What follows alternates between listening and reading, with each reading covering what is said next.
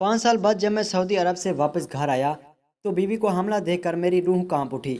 मैंने फौरन बीवी को बदकार कहकर उसको खूब मारा। मेरी माँ ने बताया कि तेरी बीवी तो अल्लाह वाली है, वो कभी बदकार नहीं कर सकती। फिर बीवी मेरे पाँव पकड़कर बोली, खुदा की कसम ये बच्चा तो तुम्हारा है। जब बच्चा पैदा हो जाए तो तुम डीएनए टेस्ट करवा लेना। जब डिलीवरी वाले दिन बच्चे का टेस्ट करवाया तो मेरे सर पर आसमान गिर पड़ा, क्योंकि वो बच्चा तो मेरा, लेकिन कैसे? मेरा नाम आरिफ है और आज से 5 साल पहले मेरी शादी हुई थी, जिसमें मेरी रजामंदी बिल्कुल भी शामिल नहीं थी। मैं इस कदर दिल बर्दाश्ता था क्योंकि मैंने सुन रखा था कि वो बहुत सांवली है और मैं बहुत हुस्न परस्त था और गोरे रंगत को पसंद करता था, और सांवली दुल्हन को देखने का मेरा दिल नहीं कर रहा था। मैंने अपनी माँ से शिकायत की कि मेरी शादी एक सांवली लड़की से क्यों करवाती रहती। तो अम्मा ने मुझसे कहा था, देखो आरिफ, तुम परदेश में नौकरी करते हो, शादी के बाद वापस चले जाओगे। मैं बहू सिर्फ इसलिए ला रही हूँ ताकि वो मेरे घर के काम कर सके। तुम जानते हो कि नौकरानियाँ आजकल कितनी महंगी हो गई हैं। तुम खुद सोचा करो, अगर मैं कोई खूबसूरत लड़की लाऊंगी तो फिर वो मेरे घर का काम करेगी। तुम उसे यहाँ पर छोड़कर जाना, वो सफाई करेगी, बर्तन धोएगी, खाना पकाएगी, कपड़ा धोना और घर के सारे काम काज मैं उसके जिम्मेदार रहूंगी। और तुम परदेश में जाकर वहीं किसी गोरी लड़की से शादी कर लेना। मेरी माँ की ये बात सुनकर सही लगी, लेकिन अम्मा, मैंने ये सुना है कि वो पढ़ी लिखी है, एमए पास है, तो क्या वो आपका काम करेगी? मैंने अम्मा से पूछा तो उन्होंने कहा, हाँ मैं करवाऊंगी, बस तुम जाओ सऊदीया और वहाँ जाकर शादी कर लो, यहाँ का मामला मुझ पर छोड़ दो। मैंने सोचा अम्मा सही कह रही है, मैं ये तो वाकई परदेश में चला गया। ठीक है, वो मेरे माँ बाप का सहारा बनेगी। मुझे अम्मा ने परदेश में शामिल करने की इजाज़त दे दी थी, इसलिए मैं खुश हो गया था। शादी की रात मेरा दिल नहीं कर रहा था कि मैं दुल्हन का चेहरा देखूं। मैंने घूंघट उठाया तो एक सांवली सी लड़की थी। मैंने उससे कोई बात नहीं की और सो गया था। और सुबह मुझे वापस परदेश जाना था। मैं सऊदीया में काम करता था। शादी की अगली सुबह ही मेरी फ्लाइट थी और मैं वापस सऊदी चला गया। और यहाँ आकर मैंने शादी का फैसला किया, लेकिन मुझे कोई लड़की नहीं मिल रही थी, क्योंकि मैं खुद एक सांवला सा इंसान था। पर मर्द चाहिए जितना भी सांवला हो, उसकी बीवी गोरी होनी चाहिए। तकरीबन 2 साल मुझे रिश्ता ढूंढने में लग गया था। फिर 2 साल बाद गुजर गए, बात चलती फिरती खत्म हो जाती। जो रिश्ता मिलता उनकी अजीब सी शरारत होती। सबसे पहली शर्त यही होती थी कि वो मैं सारी कमाई बीवी को दूंगा और माँ के पास पाकिस्तान 1 रुपया भी नहीं भेजूंगा। यहाँ पर मैं मायूस हो जाता, क्योंकि मैं अपने घर वालों का खर्च नहीं रोक सकता था। वहाँ मेरी 2 बहनें शादी के लिए बैठी हुई थी, अम्मा अब्बा की मैं इकलौती इकलौती उम्मीद और उनका इकलौता बेटा था। मेरी परेशानी दिन ब दिन बढ़ती जा रही थी। मेरा पाकिस्तान राब्ता कम होता था, क्योंकि उस वक़्त मोबाइल बहुत ही कम इस्तेमाल होते थे। अम्मा से जब भी बात होती तो वो कहती, अरे बेटा, तुम्हारी बात तो मैके चली गई है। मैं इन बातों से तंग था, इसलिए मैंने पाकिस्तान बात करना ही छोड़ दिया था। फिर 3 साल बाद मैं एक काम दिन से वापस जा रहा था तो रास्ते में एक लड़की बैठी हुई थी, मुझे मिली। उसके हाथ में एक किताब थी जो कि उर्दू की एक मशहूर किताब थी। मैं समझ गया कि ये लड़की पाकिस्तानी है। मैं सोचा शायद उसे मदद की ज़रूरत होगी। मैं उसके पास गया और पूछा कि आपको मदद की ज़रूरत है? मैंने उर्दू ही में ही बात की शुरू की। उसने भी उर्दू में जवाब दिया। उसने कहा, हाँ, मैं 2 दिन पहले पाकिस्तान में आई थी और यहाँ अपने रिश्तेदार के पास ठहरी हुई थी। वो लोग पता नहीं कहाँ चले गए। मुझे बाजार से कुछ लेना था। जब घर वापस गई तो उनके घर पर ताला लगा हुआ था। उसने कहा, तो मुझे दुख हुआ, आप मेरे साथ चलें। मैंने कहा तो उसने हैरत से मेरी तरफ देखा। उसने निकाब पहना रखा था और उसकी हसीन आंखें निकाब से मुझे देख रही थी, जिनमें काजल के साथ साथ हैरानगी भी थी। मैं ऐसे कैसे आपके साथ चल जाऊं? मैंने उसको कहा। उसके हाथ गोरे थे और मुझे अंदाजा हो गया था कि वो एक गोरी और हसीन लड़की है। तो क्या आप रात इस तरह सड़क पर गुजारेंगे? मैंने कहा तो वो सोच में पड़ गई थी। रात काफ़ी हो चुकी थी। आपके घर में कौन कौन है? इसने पूछा। मैं एक कमरे में अकेला रहता हूँ। मेरे पास घर नहीं है, सिर्फ एक कमरा है जो किराए पर लिया है। मैंने साफ गोई का मुजाहरा करते हुए कहा। वो सोचती रही, फिर बोली, अगर आप अभी और इसी वक्त मुझसे निकाह कर लें, मैं आपके साथ चली जाऊंगी। ये सुनकर मैं हैरान हो गया। मुझे अपनी खुशकिस्मती पर यकीन नहीं आ रहा था। इतनी खूबसूरत और गोरी लड़की मुझसे खुद को निकाह करने का बोल रही है, वो भी बिना किसी शर्त के। और मुझे क्या चाहिए था? मैं फ़ौरन राज़ी हो गया। मैं उसे उसी वक्त मस्जिद में ले गया और निकाह कर लिया और खुशी से अपने छोटे से कमरे में लेकर आया। उस छोटे से कमरे में चूल्हा रखा हुआ था जहाँ पर मैं खाना बनाता था, मगर आज मुझे देर हो गई थी, इसलिए मैंने खाना नहीं बना पाया। उसने अपना नाम राबिया बताया। राबिया ने کہا میں کھانا بناتی ہوں۔ پھر رابعہ نے بہت سی مزیدار کھانا بہارا، ہم دونوں نے مل کر کھانا کھایا اور میری خوشی کی کوئی انتہا نہ تھی۔ میں نے رابعہ سے کہا کہ اب تو ہمارا نکاح ہو گیا ہے، اب یہ نکاح ہٹا دو، مجھے اپنا چہرہ دکھاؤ تاکہ مجھے بھی معلوم ہو گئے میری بیوی کیسی ہے۔ میرے کہنے پر اس نے اپنے چہرے سے نقاب ہٹا دیا تو میں دیکھ کر حیران رہ گیا، کیونکہ وہ میری تصویر بھی زیادہ حسین تھی۔ میں بہت خوش ہوا اور ایک ہفتہ ہم نے ایک خوشی کے ساتھ گزار لیا۔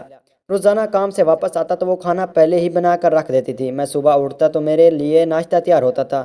میری زندگی تو جیسے مجھے جنت کی مانند لگنے لگی تھی۔ لیکن ایک دن اچانک میں گھر آیا تو وہ مجھے نہ ملی۔ پہلے تو مجھے لگا کہ شاید وہ کہیں چلی گئی ہے، واپس آ جائے گی، لیکن پھر مجھے ایک خط ملا۔ اس خط میں لکھا ہوا تھا کہ اس رشتہ دار واپس آ گئے ہیں اور وہ اپنے رشتہ داروں کے پاس جا رہی ہے۔ خط کیا تھا؟ بس ایک چھوٹی سی عبارت تھی جسے پڑھ کر میرے آسمان گر گیا تھا، میرے پیروں سے زمین کھسک گئی تھی۔ میرے پاس اس کا کوئی پتہ نہیں تھا۔ میں پاگلوں کی طرح اسے ڈھونڈنے لگا تھا، لیکن ڈھونڈتا بھی تو کہاں، وہ مجھے ایک سڑک پر ملی تھی۔ اسے ڈھونڈتے ڈھونڈتے 8 مہینے گزر گئے تھے، لیکن وہ مجھے کہیں نہیں ملے تھی۔ میں ڈپریشن میں چلا گیا اور ذہنی مریض کا بنتا جا رہا تھا۔ میرے لیے یہاں رونا مشکل ہو گیا تھا۔ ایک ہفتے بعد میں مجھے اس لڑکی سے شدید قسم کی محبت ہو گئی تھی۔ مجھے لگ رہا تھا کہ میری زندگی کا اب کوئی مقصد نہیں ہے، میرے لیے اب یہاں کام کرنا مشکل ہو گیا تھا۔ اس لیے میں نے واپس پاکستان جانے کا فیصلہ کر لیا تھا۔ میں پاکستان واپس چلا آیا تو میری اماں بہت غصے میں تھی۔ میری اماں نے کہا تیری بیوی نے 4 سال تو یہاں کام کر کے گزارے ہیں، پھر وہ عاجز ہو گئی ہے اور اپنے میکے چلی گئی ہے۔ میں اسے لینے گئے لیکن اس کے بھائی نے مجھے گھر سے نکال دیا۔ تم جا کر اسے لے آؤ، گھر کا کام کون کرے گا؟ جب سے وہ گئی ہے کام کر کے کہ میرے دونوں بیٹیوں کی حالت خراب ہو گئی ہے، جا کر اسے لے کر آؤ۔ میں جب وہاں گیا اسے لینے کے لیے، لیکن اس کے بھائی نے مجھے ملنے نہیں دیا۔ میں نے خوب ہنگامہ کیا، مجھے میری بیوی چاہیے۔ بالآخر ان لوگوں نے میری بیوی میرے حوالے کر دی اور میں اسے لے کر گھر آ گیا تھا۔ اس وقت میں نے غور نہیں کیا، لیکن جیسے ہی میں گھر میں داخل ہوا تو میری اماں کی چیخ نکل گئی میری بیوی کو دیکھ کر۔ میں تو اس کی طرف غور سے دیکھ بھی نہیں تھا۔ ماں نے دیکھا اس کا پیٹ بڑا ہوا تھا، جیسے اس کے پیٹ میں 9 مہینے کا بچہ ہو۔ میری اماں نے خوب ہنگامہ کیا اور کہا یہ بدکار ہے۔ میں نے بھی دیکھا تو مجھے محسوس ہوا کہ یہ واقعی اس کے پیٹ میں بچہ ہے۔ میں نے اس پر چیخنا چلانا شروع کر دیا۔ میں نے اسے بدکار کہا، گھر سے نکالنا چاہا تو اس کا ہاتھ پکڑ کر اسے کھینچ کر اس کے گھر سے باہر نکالنے لگا۔ میرے تو پیروں تلے سے زمین ہی نکل گئی۔ عارف، میں قسم کھا کر کہتی ہوں یہ بچہ آپ کا ہے۔ اگر آپ کو میری بات پر یقین نہیں ہے تو بچہ پیدا ہونے والے کے بعد DNA ٹیسٹ کروا دینا۔ ڈاکٹر نے مجھے کچھ دن ہی بعد مجھے ڈلیوری کی ڈیٹ دی ہے، مجھے ڈلیوری تک کی مہلت دے دیں، سب سچ ثابت ہو جائے گا۔ اماں نے کہا ٹھیک ہے، اسے مہلت دے دو۔ میں نے اماں سے کہا اماں ایسے کر سکتے ہیں، ایسا ہو سکتا ہے؟ میں تو 5 سال سے سعودی میں رہ رہا ہوں، پھر یہ بچہ کیسے ہو گیا؟ اماں نے مجھے سمجھایا بیٹا محلے میں تماشا بنے گا، ہم DNA ٹیسٹ کروا لیتے ہیں، سب سچ سامنے آ جائے گا، پھر ہم اس کے بھائی سے بڑی رقم کا مطالبہ کریں گے، کہیں گے اگر اپنی بہن کی شادی بچانی ہے تو ہمیں 20 لاکھ روپے دو، کیونکہ تمہاری بہن بدکار ہے اور اس کے پیٹ میں کسی اور کا بچہ ہے۔ پھر جب DNA ٹیسٹ میں ثابت ہو جائے گا تو ہم ان لوگوں کو بلیک میل کر کے ان سے پیسے لے لیں گے۔ مجھے یقین ہے کہ اس کا بھائی اپنی عزت بچانے کے لیے پیسے دے گا۔ میری اماں نے کہا تو میں سوچ میں پڑ گئی۔ پھر میں نے اسے واپس گھر لے آیا اور ڈلیوری کا انتظار کرنے لگا، یہاں تک کہ ڈلیوری کا دن آ گیا۔ وہیں پر ہی میں نے ڈاکٹر سے کہا کہ اس بچے کا DNA ٹیسٹ کریں۔ جب DNA ٹیسٹ کی رپورٹ سامنے آئی تو میرے پیروں تلے سے زمین ہی نکل گئی، کیونکہ یہ تو میرا ہی بچہ تھا۔ مجھے یقین نہیں آ رہا تھا، میں غصے میں آ گیا۔ ڈاکٹر سے کہا کہ آپ نے غلط رپورٹ بنائی ہے۔ میری اماں نے بھی کہا یہ رپورٹ غلط ہے، لیکن ڈاکٹر بے ضد تھے کہ یہ رپورٹ بالکل بھی صحیح ہے۔ میں نے شہر کی سب سے مشہور لیبارٹری سے ٹیسٹ کروایا تھا تو وہی نتیجہ نکلا۔ میں نے مزید 3-4 لیبارٹریوں سے ٹیسٹ کروایا، لیکن یہی ثابت ہوا کہ یہ میرا بچہ ہے۔ میں حیران تھا کہ ایسے کیسے ہو سکتا ہے، یہ تو بالکل ایک ناممکن سی بات تھی۔ خیر جو بھی بات تھی، ہم بچے کو گھر لے آئے۔ میں نے اپنی بیوی سے کہا تم اپنے میکے چلی جاؤ، مجھے یہ بچہ نہیں رکھنا، مجھے یقین نہیں ہے اس میری منت کی اور کہا آپ آرام سے بیٹھ کر میری ساری بات سنیں، اس کے بعد فیصلہ کریں۔ میں نے خود اس کی بات مانی اور اس کی بات سننے لگا۔ اماں بھی میرے ساتھ بیٹھی تھی اور وہ اپنی کہانی سنانے لگی اور میں سننے پر مجبور ہو گیا تھا۔ جب میری آپ سے شادی ہوئی تو آپ نے ایک نظر مجھے دیکھا اور سب واپس چلے گئے اور میں سمجھ گئی تھی کہ آپ نے میری ظاہری صورت کی وجہ سے کیا ہے۔ میں کوئی بدصورت لڑکی نہیں تھی، میری نقوش بہت خوبصورت تھی، لیکن میرے رنگ کے پیچھے سب چھپ گئے تھے۔ اوپر سے میں اتنا کھاتی پیتی نہیں تھی، ہر وقت پریشان رہتی تھی، جس کی وجہ سے مجھے بھوک نہیں لگتی تھی، تو میں بہت کمزور سوکھی ہو گئی تھی۔ اس کی کمزوری نے مجھے مزید عام صاحب بنا دیا تھا۔ 5 साल इस घर में आपकी अम्मा ने मुझसे इतना काम करवाया कि मेरी तो जान ही निकल गई। आहिस्ता आहिस्ता मैं बागी होती चली गई। मैं सोचती थी कि मैं भी इंसान हूँ, मुझे कौन से गुनाह की सज़ा दी जा रही है। उस घर में आप मुझे छोड़कर चली जाएंगी और ससुराल में जुल्म हो रहा है। मेरे भाई ने यहाँ आकर काफ़ी मर्तबा ये बात कही। उसके साथ इंसाफ नहीं हो रहा, लेकिन आपकी अम्मा ने उनकी बेइज्जती करके उन्हें घर से निकाल दिया। वो दोबारा नहीं आए। भाई मुझे बार बार कहते थे कि तलाक ले लो, मैं तुम्हारी दूसरी जगह शादी करवाऊंगा, लेकिन मेरा दिल गवारा नहीं करता था। मेरे मायके में मेरा भाई और भाई भी रहते थे, तो वहाँ सऊदिया ये फिर एक मेरी दूर की खाला जाद आई हुई थी। उनका नाम राशिदा था। उन्होंने मेरी हालत देखी तो मुझे पहचान नहीं पाई। मुझे कहा, राबिया तुम वही लड़की हो जिसे मैंने आज से 10 साल पहले देखा था। यकीन ही नहीं आ रहा था कि तुम ऐसी हो गई हो। आखिर तुम्हें क्या हुआ है? मैंने उन्हें अपने सारे हालात बताए। फिर राशिदा खाला ने एक तरकीब सोची और कहा, वो आज मुझे सऊदिया ले जाएगी और आपसे मिलवाएगी। मैंने उन्हें कहा, ऐसे कैसे हो सकता है? उन्होंने तो मेरी शक्ल देखना भी गवारा नहीं की, तो अब कैसे मुझे कबूल कर लेंगे? राशिदा ने खाला की ये बात तुम पर मुझ पर छोड़ दो, बस जैसा कहती हूँ वैसा करो। खाला राशिदा ने मुझे वाइटनिंग के इंजेक्शन लगवाए, जिससे कुछ हफ्तों में मेरा रंग चमकने लगा। मैं हैरान रह गई। राशिदा खाला ने बताया कि ये रंग गोरा करने वाले इंजेक्शन हैं जिन्हें सब लगवाते हैं। फिर उन्होंने मेरी कागजात बनवाए, मुझे अपने साथ सऊदिया ले गई और वहाँ पर मुझे खूब खिलाया पिलाया, जिससे मेरी सेहत बहाल हो गई। हमें आपकी रिहाइश का पता था। एक दिन आप वहां से गुजर रहे थे तो राशिदा ने मुझे कहा कि तुम यहाँ पर बैठ जाओ, इसका ध्यान तुम्हारी तरफ चला जाएगा। ऐसा ही हुआ, आपका ध्यान मेरी तरफ चला गया और मेरे रंग और मेरी सेहत के बदलाव की वजह से आप मुझे पहचान नहीं पाए। आपने तो मुझे देखा ही नहीं था। आपने मुझे अनजान लड़की समझकर मुझसे फौरन निकाह कर लिया था।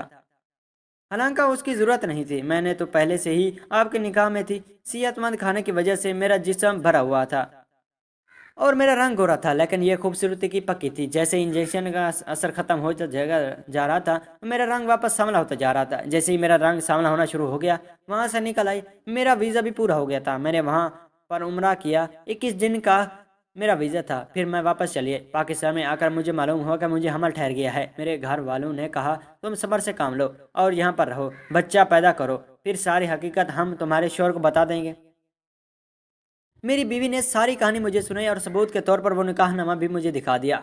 मेरी घड़ी और चंद और चीज़ें उसके पास थीं और मैंने जब गौर से देखा तो ये आंखें उसी की थीं जब मैं फिदा हो गया था, और भी उसकी थी। यकीनन ये वही लड़की थी जिसे मैं ढूंढ रहा था। फ़र्क सिर्फ इतना ही था कि उसकी रंगत फिर से सांवला हो चुकी थी और बच्चा पेट में होने की वजह से उसके चेहरे पर दाग धब्बे बन चुके थे, जैसे कि हमला औरतों के बनते हैं। मुझे यकीन गया हो गया था, ये बच्चा ही मेरा है। मेरी अम्मा ने कहा, ये झूठ बोल रही है, झूठी कहानी सुना रही है, इसकी कहानी का यकीन मत करना। मैंने अम्मा से फ़ौरन कहा, नहीं अम्मा, ये झूठ नहीं बोल रही, ये सच बोल रही है। ये वही लड़की है जिसने मैंने निकाह किया था, ये मेरा ही बच्चा है, मैंने कहा और इसे अपने साथ रखने पर मजबूर हो गया था। लेकिन ना मैं इसकी तरफ देखता था न बच्चे की तरफ। इस तरह 1 महीना गुजर गया। मैं उदास था। फिर एक दिन उसने कहा कि आप मुझे पसंद नहीं करते हैं, मैं घर छोड़कर जा रही हूँ, बच्चा आपका ही है, आपके पास रहेगा। ये कहकर वो घर छोड़कर चली गई। मैं दूसरे कमरे में सोता था और राबिया बच्चे समेत अपने कमरे में सोती थी और वो चली गई, मगर मुझे कोई फ़र्क नहीं पड़ा। सारा दिन बच्चा रोता रहा। मुझे अजीब सा महसूस होने लगा क्योंकि मेरी माँ बहनों में से किसी ने भी बच्चे को हाथ नहीं लगाया था। यहाँ तक कि रात हो गई और बच्चा भूखा पड़ा था। मैं सोने के लिए लेट गया, लेकिन बच्चे की रोने की आवाज़ सुनकर मैं बेचैन हो रहा था। नींद नहीं आ रही थी। मैं उसकी आवाज़ सुनकर नज़रअंदाज करने की पूरी कोशिश करने लग गया था, लेकिन नहीं कर पा रहा था। बिला आखिर मैं उठा, कमरे में आ गया तो बच्चे की हालत भूख की वजह से बहुत बुरी हो गई थी।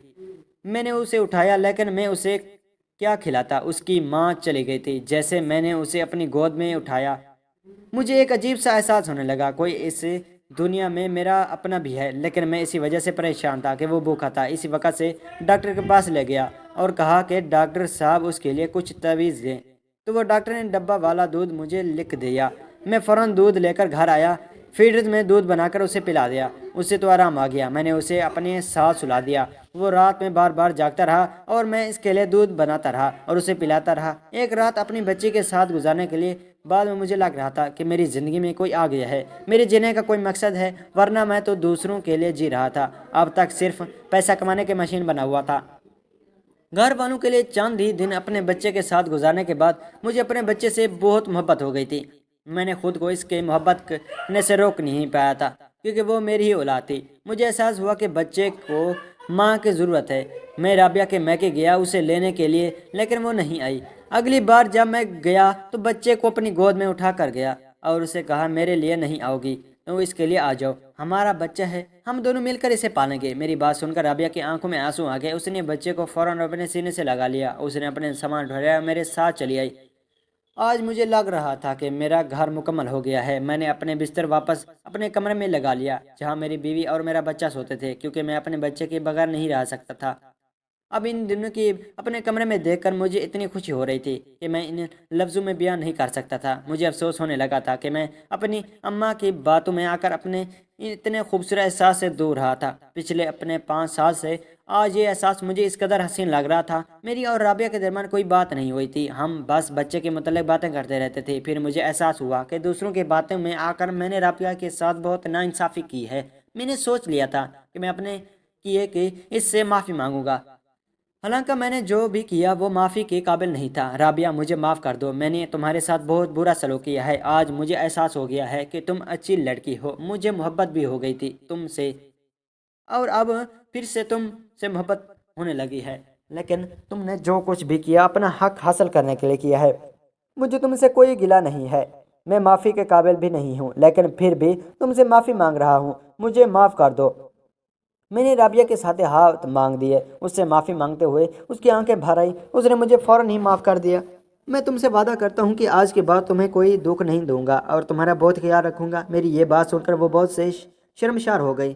میں نے اس سے وعدہ کیا میں تمہیں الگ گھر میں رکھوں گا، مگر اس نے انکار کر دیا۔ نہیں، مجھے الگ گھر میں نہیں چاہیے، میں یہاں پر ہی خوش ہوں۔ مجھے آپ کی محبت چاہیے تھی، مجھے مل گئی ہے، مجھے گھر کی خواہش نہیں ہے، اور ماں باپ سے بیٹے کو جدا کر کے مجھے کوئی خوشی نہیں ملنے والی۔ میں ایسی نہیں ہوں، رابعہ نے کہا تو اس کی یہ بات دروازے کی چوکھٹ پر کھڑی میری اماں نے میری بھی بات سن لی۔